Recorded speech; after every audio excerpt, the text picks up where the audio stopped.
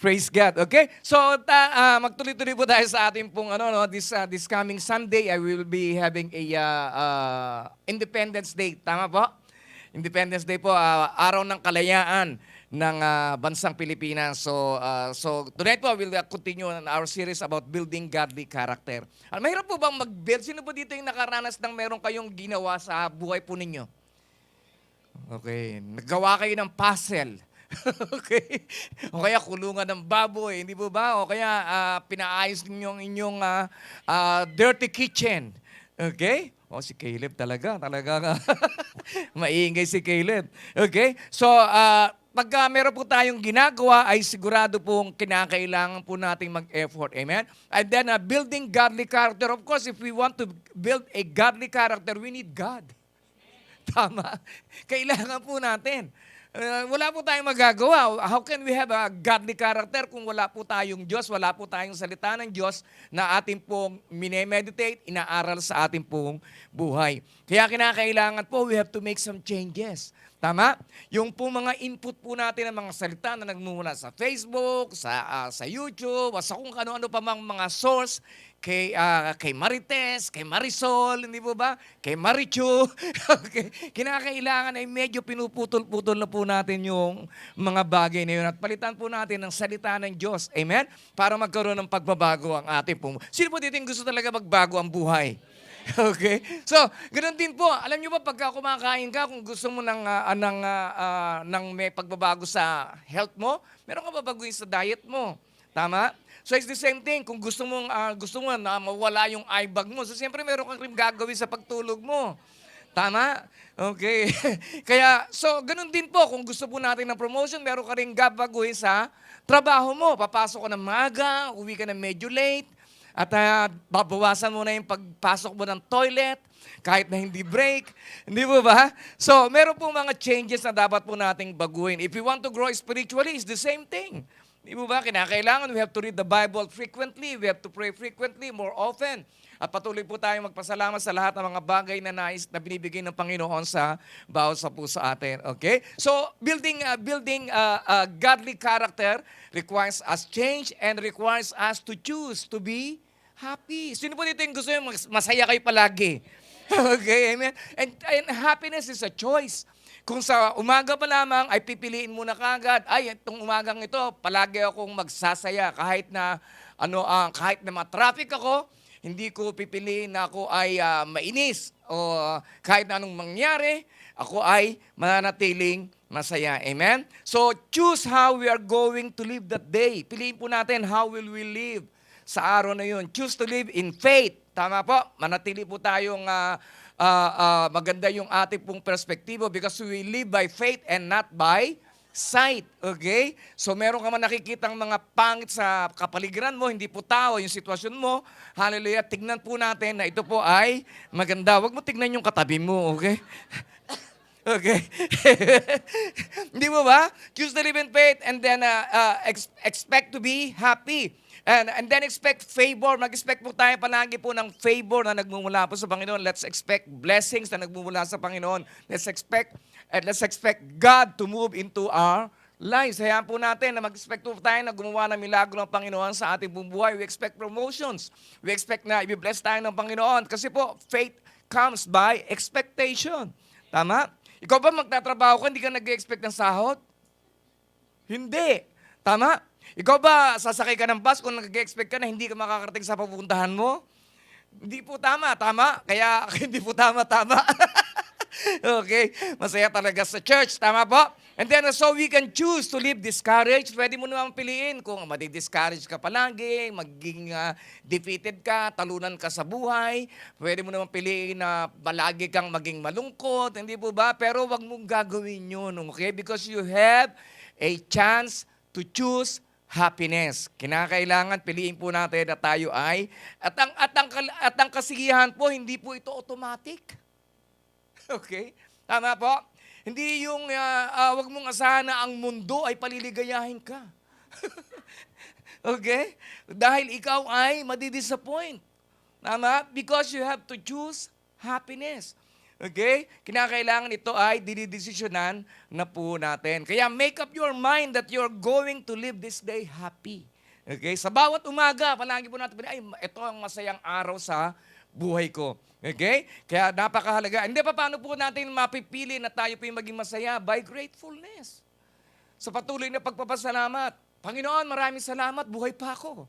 Di ba? Maraming salamat, Panginoon, at masarap ang tulog ko. Naka-aircon ako, masarap ang tulog ko, Panginoon, na malambot yung unan ko, kahit na medyo may amoy na siya, Panginoon, pero maraming salamat. Tama po? So it's very important for us to be grateful and always remembering the goodness of God. Amen? Kaya po si Haring David, sabi po ni Haring David, this is the day that the Lord has made. I will rejoice and be glad in it. Huwag mong hintayin na ikaw ay don't wait to be happy before you become happy. Okay? Huwag mo hintayin na maging masaya ka bago ka maging masaya. Kinakailangan, desisyonan mo na magiging masaya ako kahit na anong mangyari. Okay? Amen? And then your joy is not dependent on your circumstances. Huwag po nating asahan na yung na pagka hindi pa nakakamit yung gusto mo ay hindi ka magiging masaya. Hindi, magiging masaya lang ako pag sweldo. Just imagine, isang araw ka lang masaya. Tama? Hindi mo ba, masaya ako pagkatapos ng trabaho. Paano na yung 8 oras ng trabaho mo? 12 oras, malungkot ka? Hindi mo ba? Masaya lang ako pagka kumakain. So, ibig sabihin, hindi kumakain ka lang masaya? Of course, you have to choose to be happy every single moment of your life. Pwede mo naman piliin po yun. Tama po?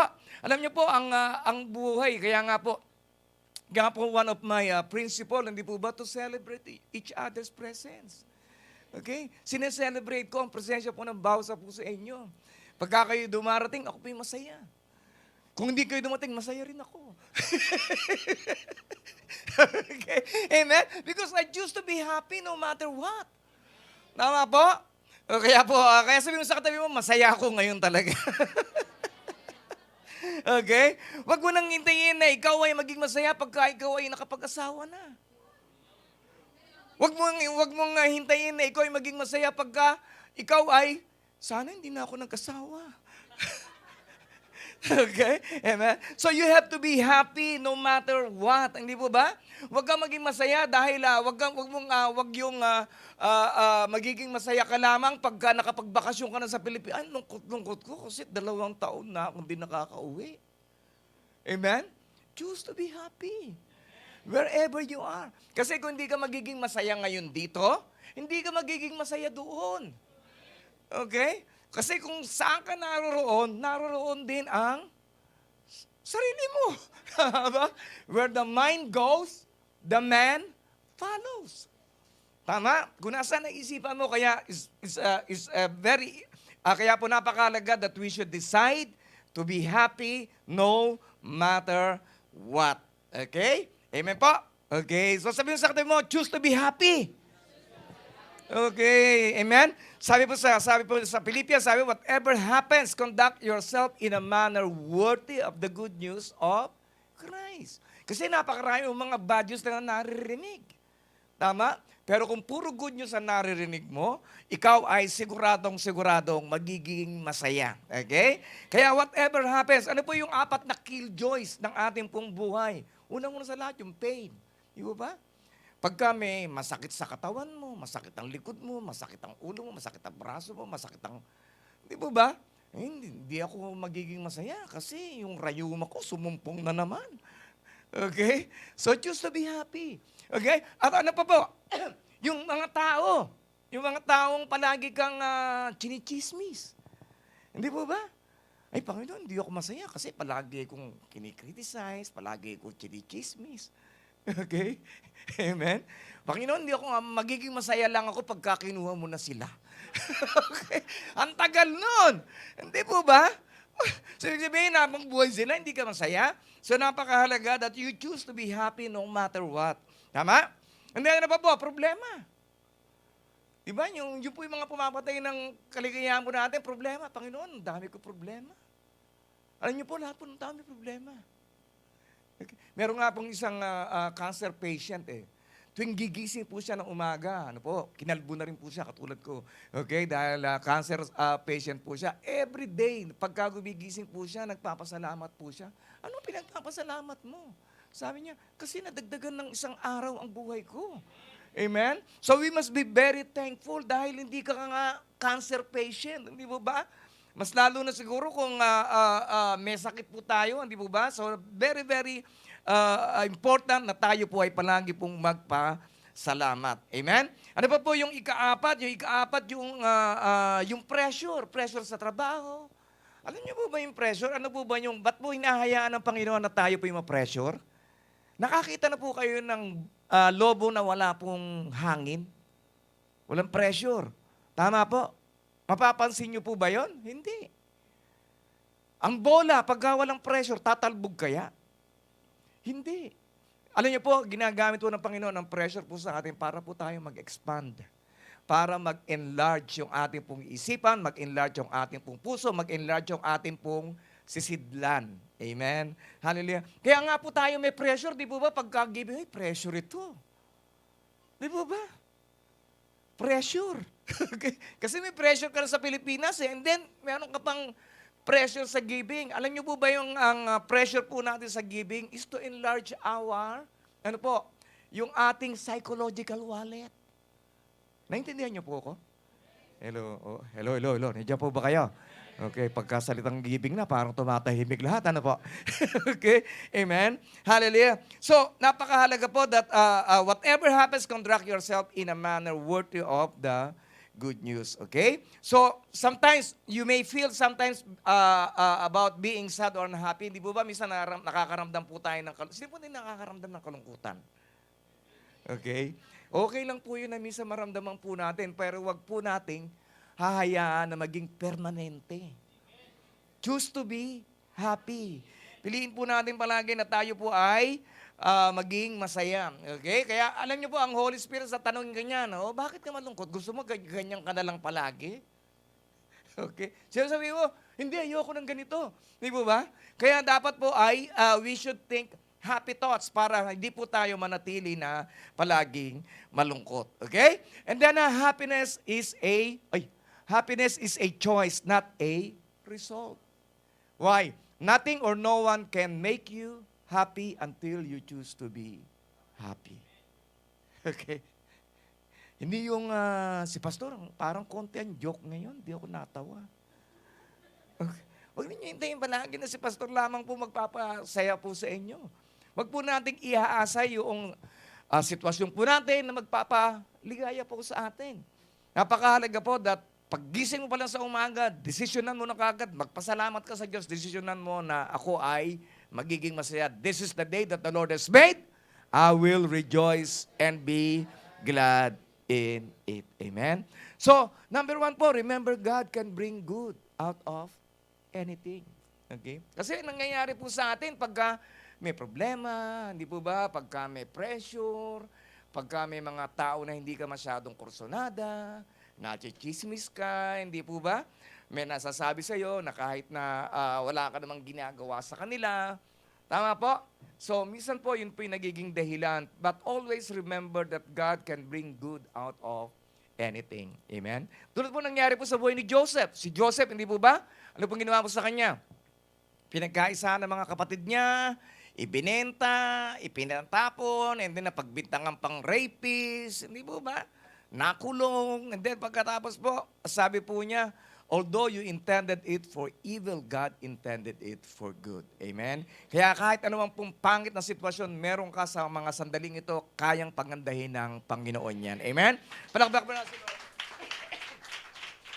Hallelujah. So, we know that in all that happens, God works for the good of those who love Him and are called according to His purpose. Okay? Kaya po napakahalaga that we should always declare our love for God. Kaya yan po yung ginagawa po natin sa church. That we should always declare our love for God. Kaya po kahit na anong pangit na sitwasyon, ay kayang baliktarin ng Panginoon. Amen? Alam niyo po, kanina nakakatuwa po sa amin pong devotion, napakaraming pong magagandang patotoo. Si Janela, nag-hope lang. Nagkatrabaho na. Okay? Amen? Kaya sabi mo sa katabi mo, kaya mag-hope na rin tayo. Okay, ang hope po is sa prayer meeting. We become, alam niyo po ba ang sanhi ng minsan pagiging malulungkutin po natin? Sometimes we become unhappy when we don't see what God sees. Pagka hindi po natin nakikita ang nakikita ng Diyos, doon po tayo nagkakaroon ng kalungkutan. When we don't see His perspective, yung mga perspektibo po ng ating po Panginoon, hindi po natin makita, kaya po tayo nagkakaroon ng kalungkutan. Kaya sabi ni Haring David, I will praise the Lord no matter what happens. Sa Psalms 34 verse 1. Okay? So how can you make that decision to praise God and be happy no matter what? Paano ba natin pupurihin ng Panginoon kahit na meron po tayo mga pinagdaraanan? By looking things through the eyes of God. Tignan po natin sa pamamagitan ng mata ng Panginoon. Panginoon, paano ba nakikita ang aking sitwasyon sa ngayon? Panginoon, how do you see my problem? How do you see this pain? So tignan po natin. Paano po natin makikita yon? Just continue to read the Word of God at malalaman mo na makikita mo kung ano ang nakikita ng Panginoon sa mga sitwasyon mo, sa mga sandaling ito. Amen? Hallelujah. He can turn what? He can turn ashes into beauty. Okay? Kayang panggandahin ng Panginoon ang anumang pangit na sitwasyon meron ka sa mga sandaling ito. Kaya ng Panginoon na pagalingin ka sa anumang sakit at karamdaman mo. Kaya kang bigyan ng Panginoon ng mga pagpapala na hindi mo pa nararanasan sa buhay mo. Kaya kang bigyan ng mga pabor ng Panginoon na hindi kayang ibigay ng kahit na sino pa man na siya lamang ang makapagbibigay sa iyo. Amen? Kayang dinggin ng Panginoon ang lahat-lahat ng mga panalangin mo na kahit na minsan ay parang imposible. Amen? Kaya napakahalaga that we should always see ang ating pong mga pains, ang ating pong mga problems, ang mga tao sa perspektibo po ng ating po Panginoon. And then I want you to know, brothers and sisters, that everything that has happened to me, si Apostle po yung nagsasalita dito, ano po? Si Apostle po, ano po yung nangyari po sa kanya pong buhay? Siya po ay nakulong ng 4 na taon, na wala naman siyang kasalanan. Siya po ay hinagupit ng mga latigo. Siya po ay tinuklaw ng ahas. Siya po ay nasiprek na halos na po siya ay mamatay. Siya po ay binitray ng mga kakilala po niya. At ano po, ang nangyari po kay Apostle Paul, siya po ay nakakadena, nakasama po ng gwardiya. Wala po siyang privacy. At siya po, ang kulungan po noon ay napakamiserable. Okay? So during that time, wala pong aircon doon, wala pong electric pan na napakainit. Nasa ilalim po ng lupa ang dungeon. Okay? Pero ganun pa man, sabi ni Apostle Paul, I want you to brothers and sisters that everything that has happened to me has helped me to spread the good news. Okay? So meron pong layunin ng Panginoon sa buhay ni Apostol Pablo at meron din pong layunin ng Panginoon sa buhay po ng bawat isa po sa atin ng ayon sa layunin ng ating pong Panginoon. Amen? And because of my imprisonment, dahil sa aking pagkakakulong, many believers here have gained confidence and been encouraged to speak fearlessly in telling others about Christ. Okay? Ano pa ibig po sabihin nito? Ibig po sabihin ay nagiging magandang patotoo ang buhay mo. Sa mga nakakakilala sa iyo na kahit na meron ka pinagdaraanan, tuloy-tuloy ka pa rin sa pagsamba sa Panginoon. Yung iba ay nai-encourage. Amen? At hindi mo alam yung pong mga kasamahan mo sa bahay, kasama mo sa trabaho, na hindi pa po nakakakilala. Pagka ikaw ay nakikita nila na malaki na ang pagbabago mo, ay siguradong sigurado, one day, maboborn again din nyo. Magugulat ka na lang, nauna pa sa'yo sa church. Amen? Amen? Praise God. So don't let anyone steal your joy. Huwag mong hayaan na merong mga tao na nakawin ang kaligayahan mo. Okay? Amen? Dahil marami pong mga tao na gifted. Gifted ng inis. Okay? Kaya huwag po nating hayaan.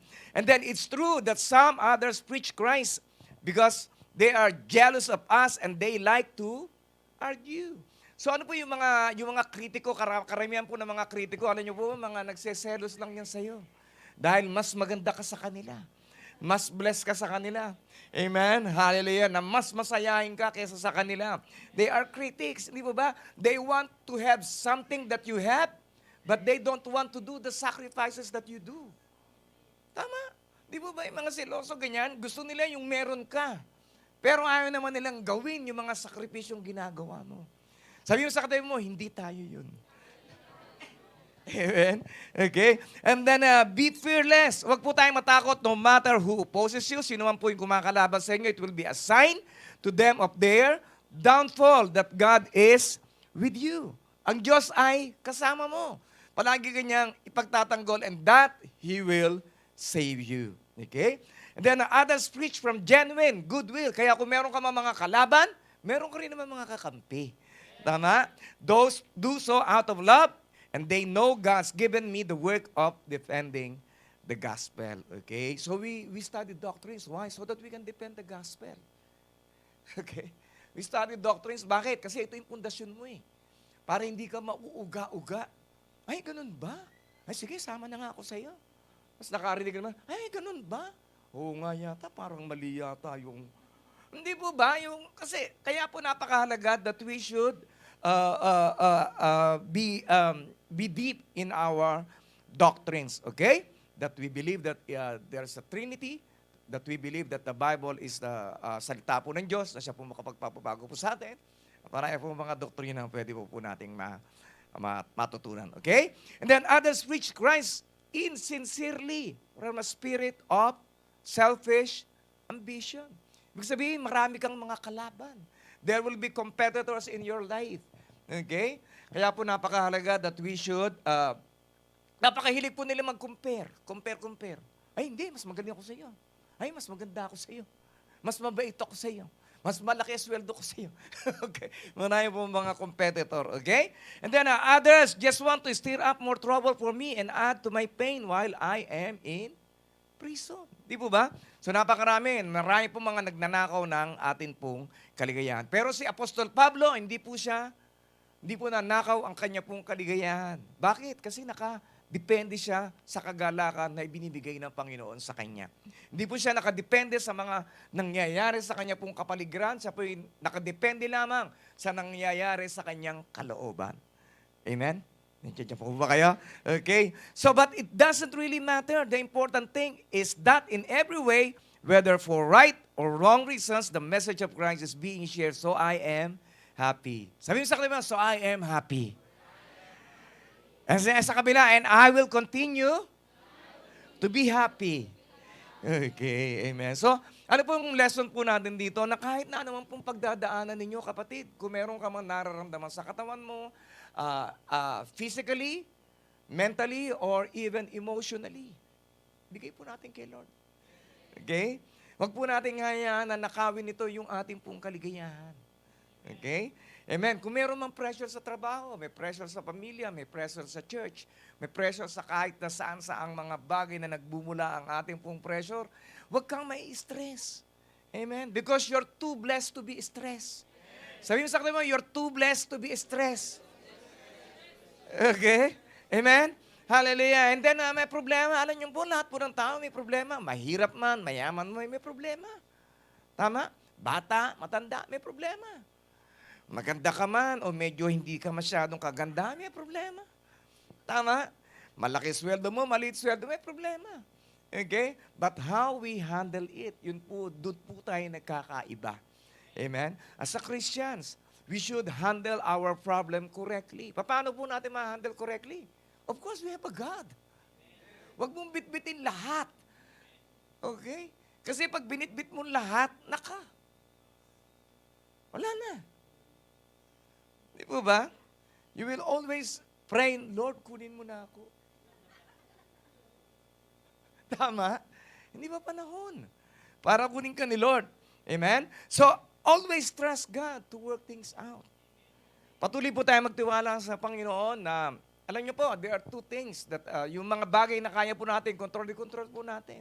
Pero yung mga bagay na hindi na po natin kayang i-control, bigyan natin kay Lord. Okay? Amen? Kaya nga po siya Diyos eh. Kaya niya po tayo tinawag para tulungan niya po tayo. And God is delighted when God is helping you. Siya po'y natutuwa. Hindi po siya nagsasabi, hey, ito, puro hingi ng tulong ito.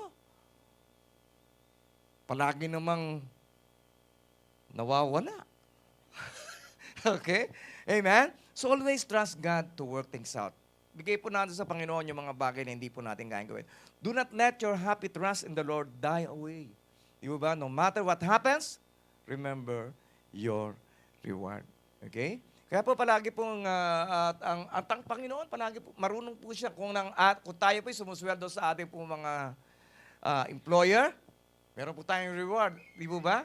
What more ang ating po Panginoon? He is the God of heaven and earth. Siya po yung nagpauso ng reward. Siya po yung nagpauso ng blessing. Siya po yung nagpauso ng favor. Amen? So we keep on expecting. Okay? Reward from the Lord. Okay? Amen? Hallelujah. Because God is a rewarder of those who trust Him. Kaya enjoy mo lang ang buhay. Enjoy mo lang ang pag-serve. Enjoy mo lang ang pag-pray. Enjoy mo lamang ang pag-fellowship. Enjoy life. Okay? Huwag kang mag-enjoy pagka, mag-enjoy lang ako pagka nag-retired na ako, 65. Just imagine. Yung kung gaano ka miserable ang buhay mo, hinintay mo mag-65 ka. Amen? Hallelujah. Kaya sabi mo sa katabi mo, ngayon pala mag-enjoy na ako sa buhay ko. Okay, amen. Pero meron pong ano po? Let's enjoy our life with God. Huwag yung mag-enjoy po tayo, yung sarili lang natin. Panginoon, diyan ka muna. Okay, medyo hindi maganda yung gagawin ko. Amen. Okay, so dapat we should enjoy our life with God. Mas lalo ka mag-enjoy. Then focus on your purpose and not on your problem. Kasi po yung nakapokus po doon sa kanya pong problema, kailan di mo magiging masayan? Kasi pagka yung problema mo, tinitigan mo ng husto, naku, lumalaki. Pero pagka yung purpose mo, tinitigan mo ng gusto, ay lumalaki. Tinitigan mo ang Diyos, mas lumalaki ang Diyos sa buhay mo. Amen? Kaya, ano po yung purpose po natin? For us to live is Christ and to die is gain. It is not I who longer lives, but Christ lives in us. Tama po? Ang Diyos na po ang nabubuhay po sa atin. So, if by continuing to live, I can do more worthwhile for Christ. Kaya yung ating pong buhay, ang ating pong purpose is para po tayo po ay makagawa pa sa ubasan ng ating po Panginoon. Then I am not sure which I should choose. Alam niyo po si Apostle Paul, nahirapan din po siyang pili. Sabi niya, I'm pulled in two directions. Hinahatak daw po siya ng dalawang direksyon. I want very much to live this life and be with Christ, which is far better thing. Okay? Pero yung karugtong po niyan, but for your sake, it is much more important that I remain alive. Okay? Kaya hindi pa kukunin ni Lord ang buhay mo. Okay? Sabi mo sa katabi mo, mahaba pa ang buhay mo. Okay? Bakit? Kasi importante ka eh. Importante ang buhay mo. Bakit? Kasi gagamitin ka pa ni Lord. Okay? Marami pa mga bagay, marami pa tayong assignment sa ating pong Panginoon. Okay? So, for us to choose how to be happy. So, sagutin po natin itong fill in the blanks. For me to be happy is to have more money? For me to be happy is to have more pleasure? For me to be happy is to find my partner in life? Ayun po ba yun? For me to be happy is to have a good career? For me to be happy is to be with Christ. Yan po yung tamang sagot. Amen? Hallelujah. For me, to live is Christ, and to die is gain. It is not I who longer lives, but Christ lives in me. And the life that I now live in this body, I live it for the Son of God, who died and gave Himself for me. Amen? Hallelujah. Sabihin mo sa katabi mo, bago ka tumayo, ang buhay ko ay para kay Kristo na. Amen? Sige po, tayo po lahat tayo tumayo. Hallelujah. Father God, once again, we just want to thank you. Dahil tinuruan mo kami, O God, ng desisyon na piliin po namin na palaging masaya, anumang mga sakit, anumang mga pressure, anumang mga problema, sino man pong mga tao ang kumakalaban po sa amin, sino man pong mga tao, Panginoon, ang may sinasabi sa amin, O Lord, hindi po namin ito iintindihin. Because we will only focus, Lord God, on our purpose instead of people. Instead of focusing on our pain, instead of focusing on our pressure, we'll focus on you alone. And Lord, we will never be afraid, O God. Ano man po, Panginoon, ang imbato ng bundong ito sa amin, alam namin na hindi po kami matitinag dahil Ikaw ay amin pong kasama. Hallelujah. And we believe, Lord, hallelujah, that kahit nagulayat man, Panginoon, ang amin pong kaharapin, O Lord, hallelujah. We believe, Lord God, kami po ay magiging matagumpay dahil Ikaw ay kasama namin. Hallelujah.